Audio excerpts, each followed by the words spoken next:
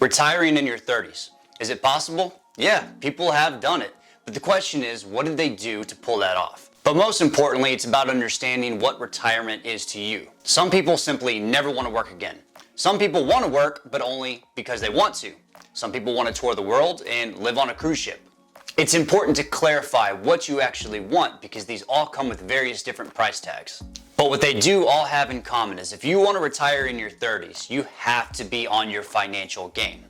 Now, retiring in your 30s doesn't necessarily mean 30, it could still mean 39.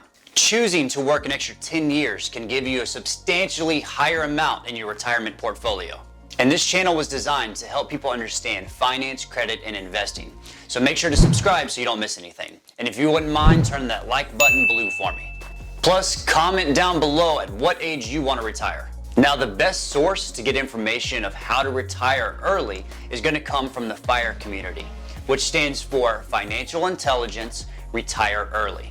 This movement takes the science of finance and turns it into the art of early retirement. And the main goal of this movement is to retire early, and many of them have done it. It's going to take a lot of being frugal, not cheap, frugal, just choosing not to waste money. The McCurry family was showcased in a CNBC Money Make It article, and they were able to save over $1 million in a 10-year span. And for those thinking that this requires a high income to pull off, he verifies that neither him or his wife ever made more than 75 grand a year. Nor was there any inheritance or lottery winnings. It's about choosing the lifestyle that you want and doing a little bit of math to figure out how you're going to support that lifestyle for the rest of your life, which I've always called critical mass, which is getting your money and your investments to a point that it makes enough dividend earnings to pay you forever. Let's say, for example, your annual spending is $50,000 a year. If you take that and multiply it by 25 and earn 4% interest on it, you'd be earning $50,000 a year in interest. Now, half of us are okay spending the same amount the rest of our lives. The other half, me for example, want to be able to increase our spending. So if you can figure out how much you really want to spend in your later years, multiply it by 25, that's going to be the number that you need, and you're also going to have to earn a conservative 4% on it. Now, here are some tips on how to get there. Decide what you want and decide early. Figure out what retirement really means for you. Does it mean never working again? For me, I've always enjoyed working and I always want to continue to work, but it's kind of cool with the idea of not having to. Next is to understand what is really essential, separating your needs from your wants. Your essential needs are things like your rent, your food, and your transportation. And cutting down or being a little bit more frugal on your wants. And always track your money. It's vital that you always know how much you have and how close you are to your goal and how much you are spending. You can use free apps like personalcapital.com or mint.com. It puts your entire financial picture into one platform for you to look at.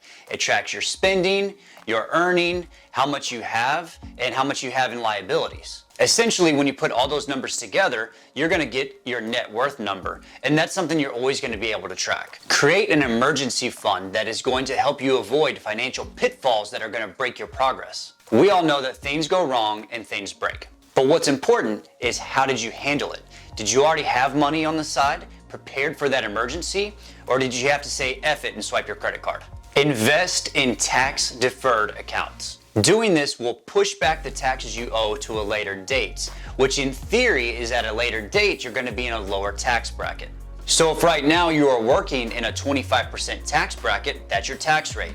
But when you retire and you're not working anymore, mainly living on the dividends, you drop down to a 15% tax bracket. These tax-deferred accounts allow you to be taxed later. These accounts are your Roth IRA, which is an individual retirement account, and you can put in $6,000 a year. Your HSAs, which is your health savings account, you can put in $3,500 a year or $7,000 for your family.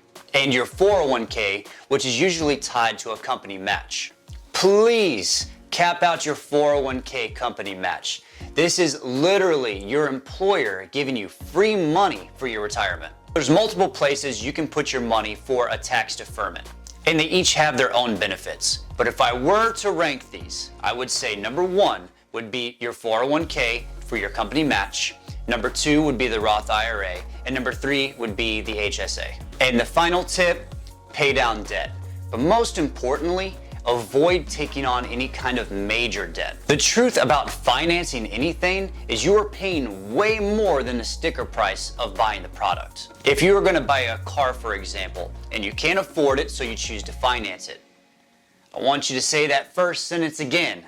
I can't afford it. Now, I'm not Dave Ramsey. I'm not completely against financing. But if you do have the goal of retiring in your 30s, financing everything is going to work against you dramatically. Because not only do you have to pay the interest on whatever you bought, but you are missing out on the opportunity cost of all the money spent. For example, on opportunity cost is if I told you, if you give me $100, I will give you back $110 on Friday. You think, no, that's okay, I'd rather just have my $100. The opportunity cost was the $10. $10 that you could have, but you chose to spend the money instead. Remember that regardless of what age you want to retire, figure out your annual spending times 25, earning a 4% interest, and you'll be able to maintain that annual spending forever. Now, maybe you think, I spend too much, you can chop it down, retire earlier. Or you're young and you're able and you want to continue working. Figure out a higher annual spending and figure out how much money you need to save and invest to get that number and make all your dreams come true. Once again, guys, I love talking and sharing and helping people understand finance, credit, and investing. So make sure to subscribe to the channel so you don't miss any future videos. Thank you guys for watching the video. Please comment down below, let me know what age you want to retire, and I will see you guys next time.